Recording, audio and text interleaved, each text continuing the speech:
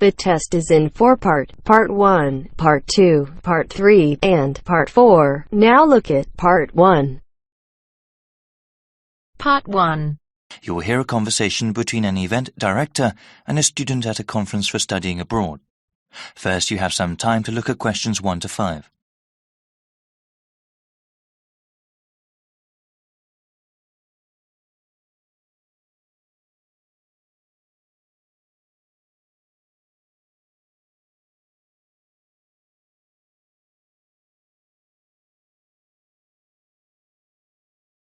Now we shall begin. You should answer the questions as you listen because you will not hear the recording a second time. Listen carefully and answer questions 1 to 5. Hi there, how are you? I'm glad that you came to the convention today. We have a lot of schools here today talking about study abroad programs. You can talk to them and find out which program works best for you. We also have a presentation called How to Prepare for University Studies. I recommend that you attend. The presentation starts at 9 a.m. and it will help you understand what you need to do before you go to university. It will take place in the Blue Room. Oh, the Blue Room? Where is that? Let me explain the schedule first. Then I'll tell you about where the events are. Okay, thanks. Yes, so the conference organizer will talk about 30 minutes telling you how to prepare for university-level courses. They can be very tough for new students. He will also talk about the special needs of international students. They have a different set of issues to deal with than students from the home country. So you said that was in the Blue Room? Yes, that's right. And after that you can go into the conference room at 10 o'clock. What is happening there? That's where the booths are. Booths? What kind of booths? One for each school, grouped into sections. People from each individual school will be able to give you information about different kinds of programs abroad. Before you hear the rest of the conversation, you have some time to look at questions 6 to 10.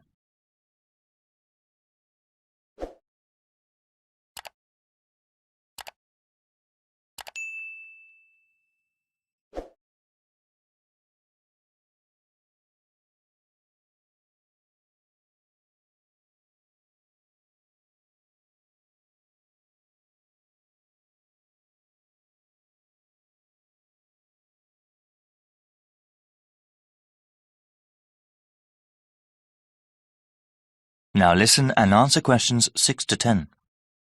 Okay, so how do I get around the conference room? Right, let me tell you about how to get there first.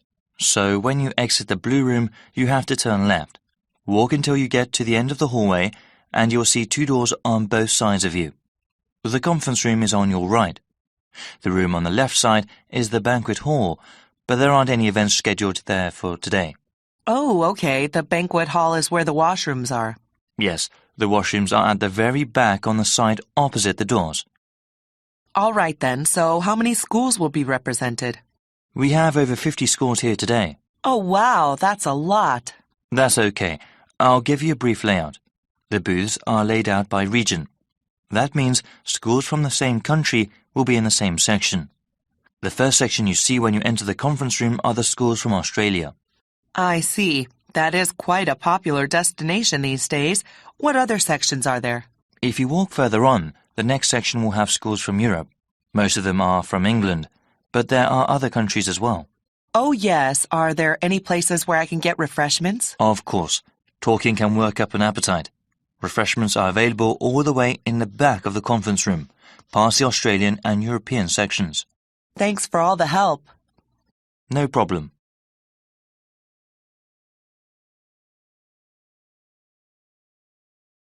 That is the end of Part 1.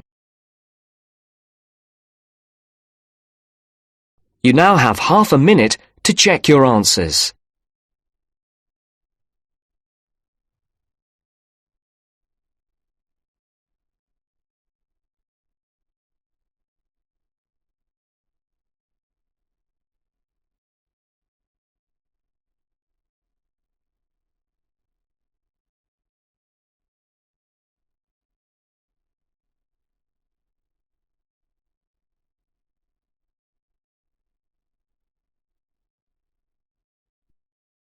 Now turns to Part 2.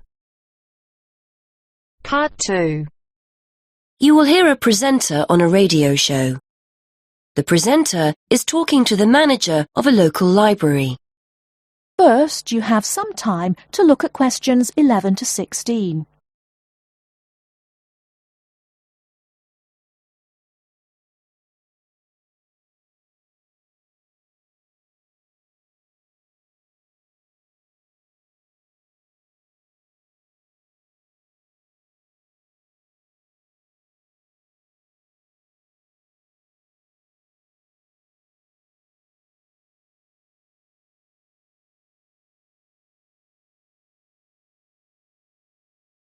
Now, listen carefully and answer questions 11 to 16.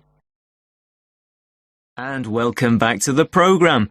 Today I'm talking with Mary Littlejohn from Mere Green Library. As you'll all know, we've sadly been without our local library for the past 3 months. But the good news is that it's about to open again.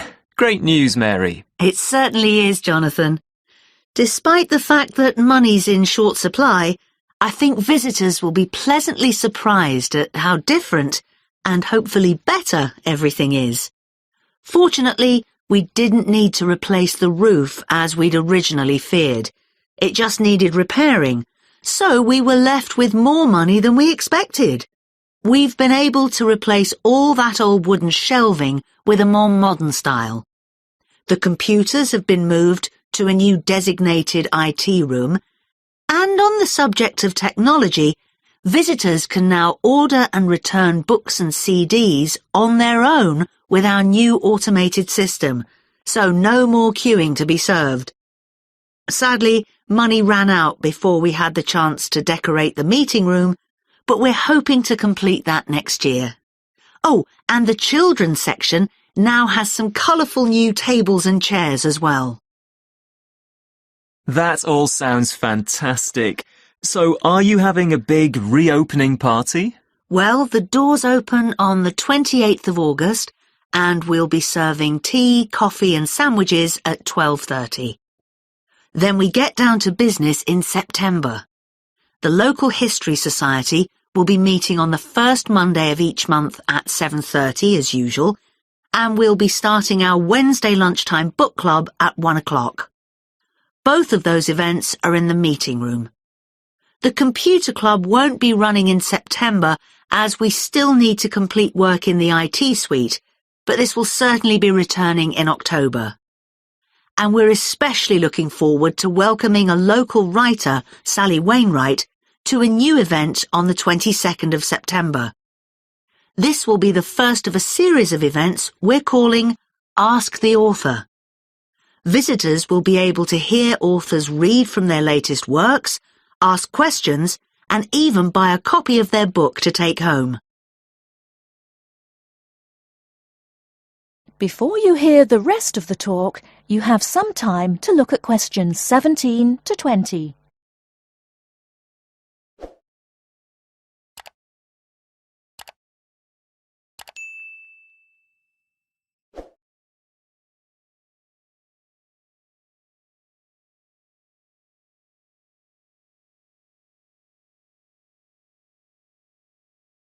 Now listen and answer questions 17 to 20. I might pop along to that one myself.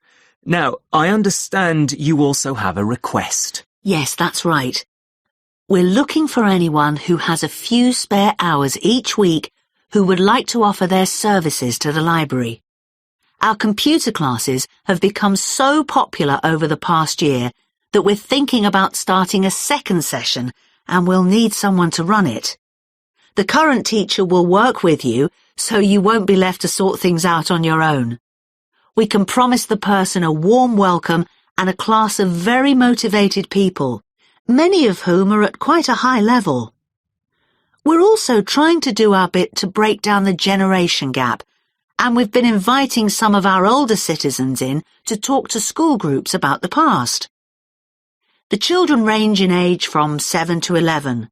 They're always accompanied by their teacher, by the way, but we haven't opened it up to teenagers yet.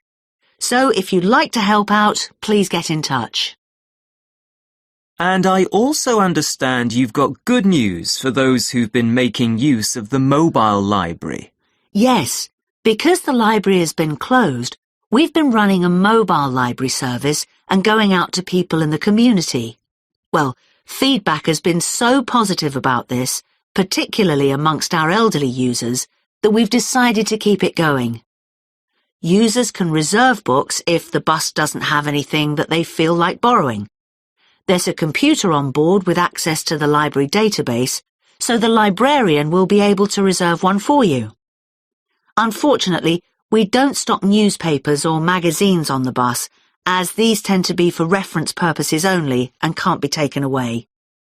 We're also pleased to be working with the local council, who've agreed to send someone from the community office on the bus. They'll be able to help you with any local issues you may have. Well, many thanks, Mary. I'm sure our listeners will be delighted to hear the service is fully up and running again.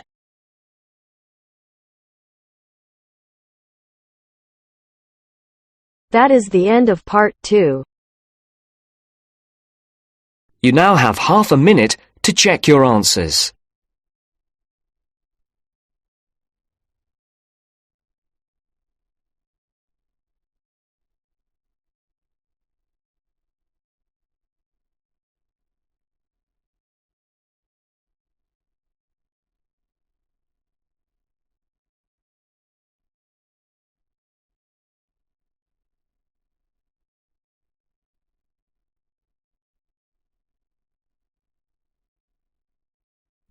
Now turns to part 3. Part 3. You'll hear a conversation between two student teachers talking about art projects. First, you have some time to look at questions 21 to 26.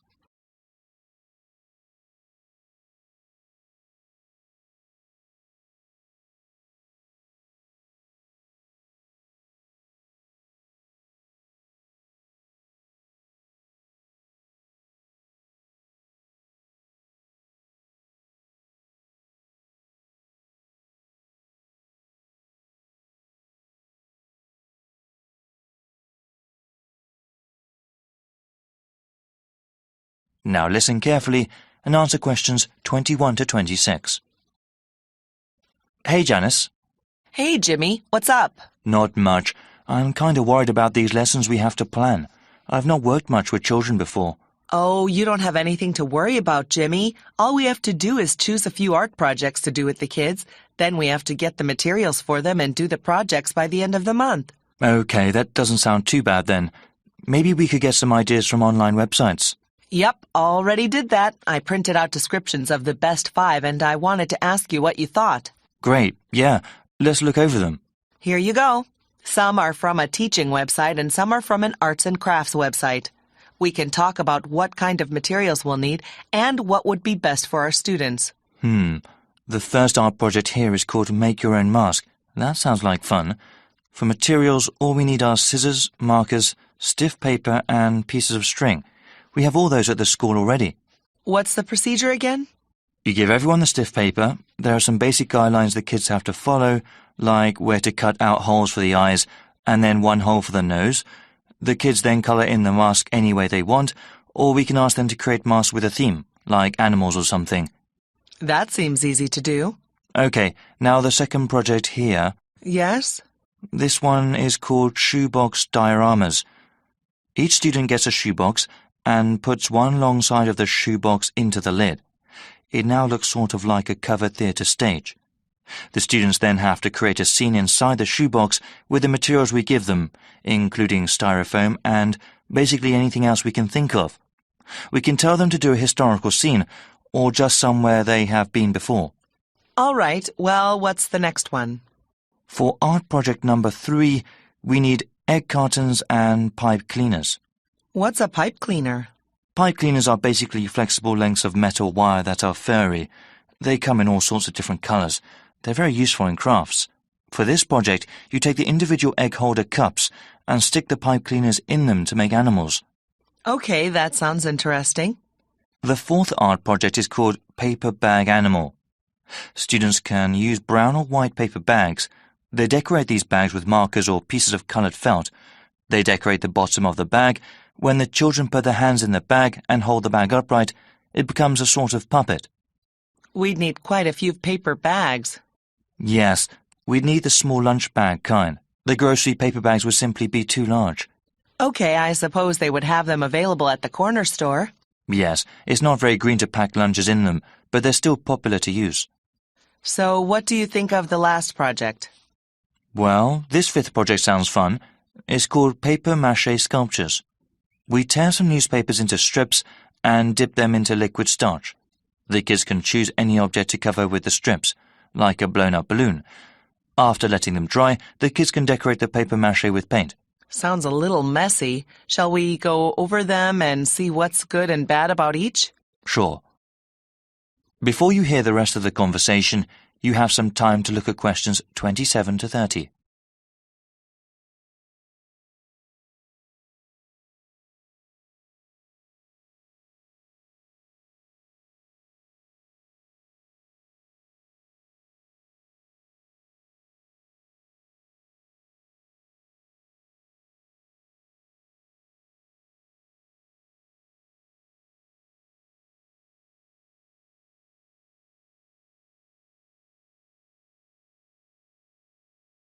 Now listen and answer questions 27 to 30.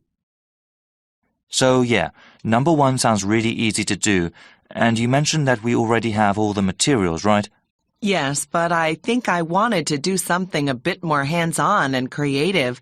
I mean, I suppose they can wear their masks and play around, but the project is just basically drawing on paper. It might be too easy. I suppose so. What do you think about number 2? Well, it certainly is more creative, but do you think that is too hard? I mean, they would have to create whole scenes out of a lot of different kinds of materials. Well, I think that the kids could do it. We would have to give them a little more guidance, but you're right, it might be too difficult for them. How about number 3? I did this one as a child. Yes, I tried to make egg carton creatures as well. It was quite fun, as I recall. Do you think we could get the supplies? I suppose, though unfortunately the craft store in town is closed. It might be hard. I see. Well, then, we'd have to find another way to get them if we do this project. Okay, well, what do you think of the 4th art project? Well, when I first looked at it, I thought it might be good, but you know what? Yes, what is it? Actually, I think our students may have already done this art project in another section. Oh, really? You think they have? Yes, I'm pretty sure now, actually. I don't think it'd be good to repeat it. I suppose so. How about the last project? I really like the concept, but it seems really messy. I mean, we have to dip the newspaper strips by hand into the starch, then wrap it around something, and finally paint the object after it dries. It sounds really fun, but there will definitely be a lot of cleanup. Well, that's too bad then. I guess I can go online and do some more research. You know, I'll help with that too. Thanks, Jimmy. I'm sure we'll find something.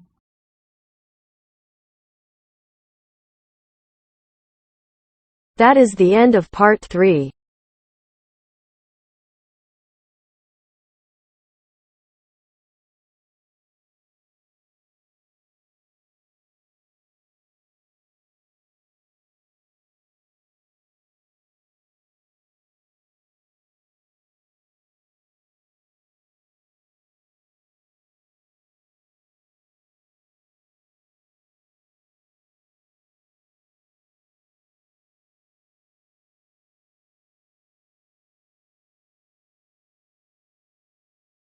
Part 4.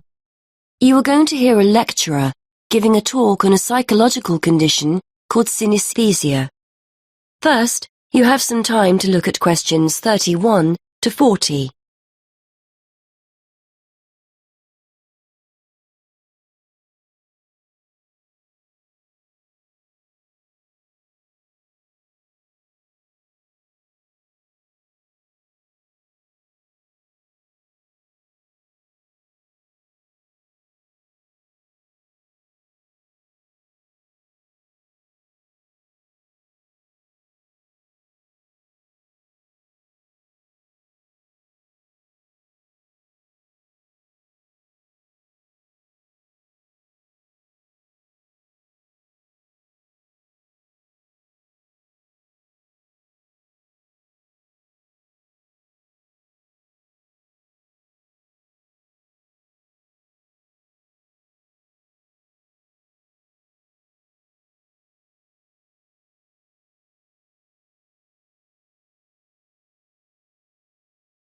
Now listen and answer questions 31 to 40.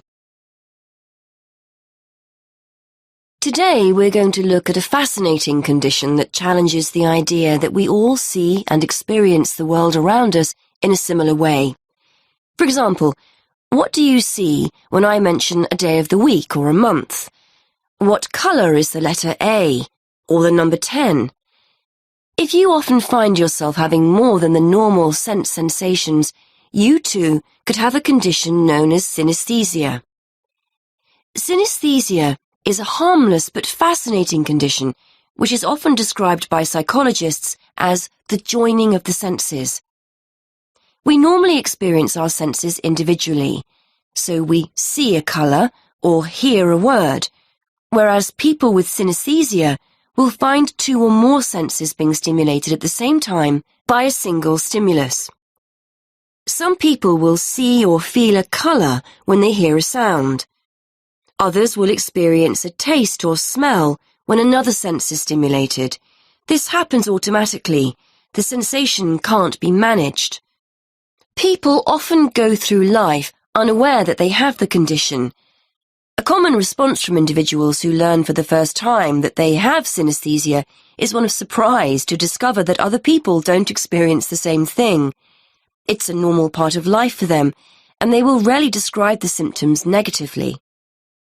To estimate the numbers of people with synesthesia, one group of researchers sat people in front of a computer and showed them letters and numbers in black.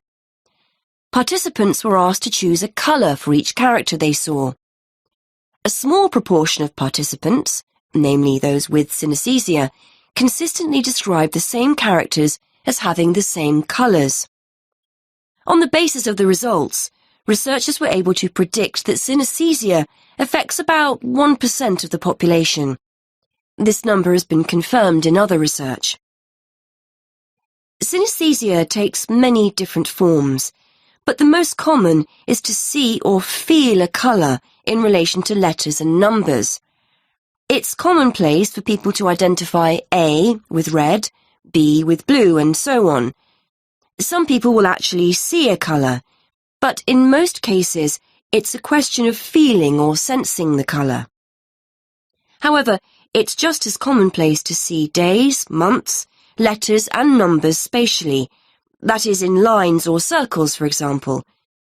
People might say they see Monday up high, Tuesday just below Monday, Wednesday on the left, Thursday on the right, and so on. This doesn't mean that people with synesthesia always agree on what they sense. Two synesthetes will often argue over the colour of a letter, for example. But patterns emerge if a large enough sample of people are observed, providing clear evidence of this condition despite individual variations. Colour and spatial synesthesia are amongst the most common forms of the condition, but they are by no means the only way people experience it. One of the more interesting combinations is word-taste synesthesia. This occurs when words lead the person to experience tastes or certain taste sensations. So a person's name might have the flavour of a particular sweet. Places might be associated with the taste of particular snacks. Taste needs to be seen in a wider context here. The sensation may be a feeling on the tip of the tongue or at the back of the throat and will differ from person to person. Some researchers believe we are all born with the condition and that it's most prevalent in our early years, but it then tends to become less noticeable as we enter childhood. It's a fascinating thought that as infants we experience the world around us through our senses in a different way than as adults. However, testing this hypothesis will be challenging, bearing in mind the difficulty of getting feedback from young infants. Research also points to the fact that synesthesia runs in families. In fact, as many as 40% of synesthetes, as they are called, know of someone in the family with a similar condition. This won't necessarily be a close family member, and the condition may be traceable back to previous generations or to an extended family member such as a cousin or uncle. There is evidence that synesthetes are often creative and will often have artistic hobbies or interests. Researchers think this is not necessarily because synesthesia makes them naturally more talented in this area, but the fact that they have multiple sensory experiences generates an interest in, for example, art or music.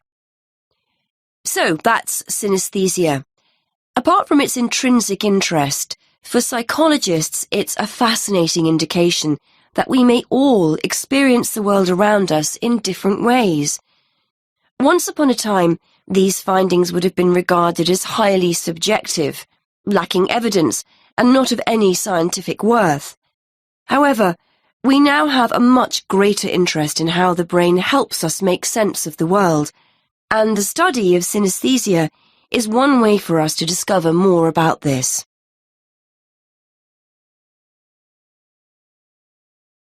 That is the end of part 4. You now have half a minute to check your answers.